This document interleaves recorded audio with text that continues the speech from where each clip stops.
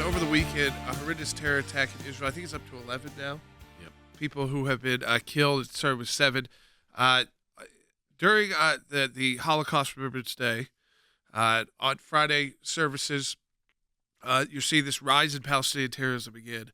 And we talked about the actions out of the West Bank, and it's really a lot of this being fueled not just out by Hamas and the Gaza Strip, but by this new hardline approach from the Palestinian leadership and Mahmoud Abbas and the Palestinian Authority. Well, it's also because they're seeing that the U.S. position, I mean, when we had in the middle of the Abraham Accords, with all that was going on, when the move of the embassy from Tel Aviv to Jerusalem, and you had nothing like this, and then a change of policy, which is what you're dealing with here, it's this change of policy, ends up with the Palestinians thinking they have negotiating room. So they amp up their people. There's some who are as young as 13 years old. Jeff Ballabon, who is normally out of our Jerusalem office, is on his way back there this week. Jeff, your reaction to this latest tragedy, but also the change of tone from from Hamas, of course, and the Palestinian Authority. Well, you're absolutely right, Jay. The message from the White House has been clear. They started the money flowing again to the Palestinian Authority. They've opened up the coffers for pay to slay, and sure enough, money is being used, including American money, to kill Jews in Israel. Yeah, I mean, we're seeing, of course, a gunman who carried out the attack that killed 11, then a 13-year-old boy, Palestinian, shooting and injuring 2 Israelis. They're doing this for money.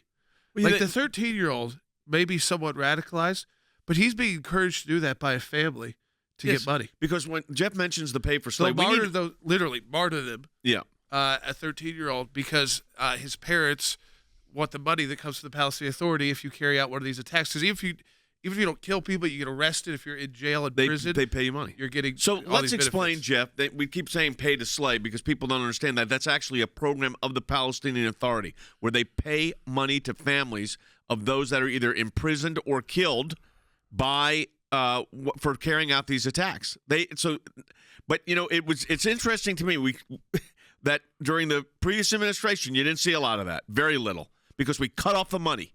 But when you open that spigot of money, they have more disposable revenue, the Palestinian Authority, and we're allowing money from the United States to go to the Palestinian Authority, then going to the people that are committing these acts and atrocities. That's right. Congress passed a law, Jay, called the Taylor Force Act, as you know, and we were involved, that cut off, it mandates that no money go to the Palestinian Authority while they're using money to pay the terrorists. And Trump abided by that, and Biden has gone back on that, started the money flowing. They claim it's going to hospitals, but we know the money's fungible, just sending millions of dollars over to the Palestinian Authority. And you see images of the mothers of these terrorists handing out candy after their children are killed, because they know their children will be killed while they're killing the Jews, and they're rejoicing, and now they're going to get money because America is paying for this. Yeah, I mean, I think that there is probably a direct correlation, Jeff, between the fact that we open up the coffers back. They've got the money to now pay for the people to commit the acts of terror. So while they were being cut off and economically isolated, it's tougher to finance your terrorism. And we've seen that at a large scale from places like Iran. Right. This is at a smaller scale where it's, again, if millions of dollars flowing back opens up their ability to then kind of have this control over their populace. You've given them money, and then when you give them this money, it emboldens them, and they've been emboldened. Yes, I mean, their grasp of power, anything they can do to keep control. I don't know what the long-term plan is for Mahmoud Abbas, but I mean, he's very old. So, you know, what happens next there is probably an opportunity for the world, but an opportunity that we see under these kind of administrations like the Biden administration that they will squander completely. So there should not be like a peaceful transition of power there.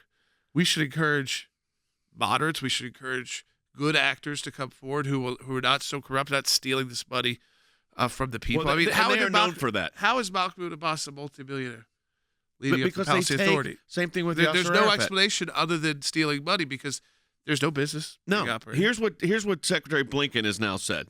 To take an innocent life in an act of terrorism is always a heinous crime. But to target people outside their place of worship is especially shocking. For every faith, the house of worship is hallowed. It's a place of communion. of all.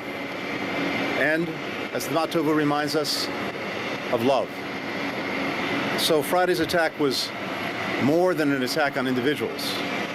It was also an attack on the universal act of practicing one's faith. This is What where a bunch of Muslims always nonsense. attack. Huh? This is where radical Muslims always attack. Of course, he's places acting where like this doesn't happen. They always go to the Churches synagogue. Why? Because and guess who's going to be synagogues. there? Jews, not Muslims. churches and synagogues. Yeah. So to take an innocent life as an act of terrorism is always a heinous crime, and it is. It's horrible. But to target people outside the place of worship is especially shocking. Why are you shocked, Mr. Secretary? They've been doing this for 30 years, 3 decades. They always go to the synagogues. It's happened not just in Israel, by the way. So this is what they do. Here's what they don't want to analyze, Jordan, is trace the violence to the money. Yeah. When the United States cut off the money, the terrorism stopped. Why? They weren't getting rewarded for their acts of violence It and wasn't worth vengeance. it for the government to encourage it because they couldn't pay the citizens back. I mean, they do tuition programs, long-term payment We've been in programs. those refugee camps. Yes, it is. There's no reason with the amount of money that we've all sent, the whole world has sent to the Palestinian Authority, that there should be anything that it should look like Dubai at this point. Yeah. I mean, it should be bustling with economic activity, but it's because it's still a terror-led state. They'll say former terrorists with Mahmoud Abbas, but they all come out of terrorist organizations. They're not business people.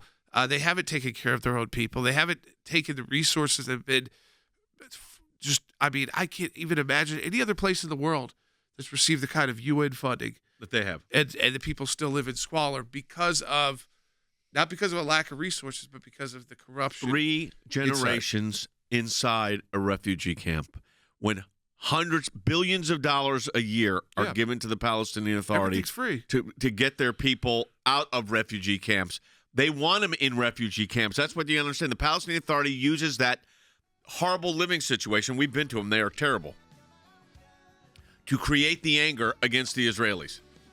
When the money was cut off, though, it all stopped. And there was development happening inside on both sides of the fence. But that's all stopped now because policies have consequences.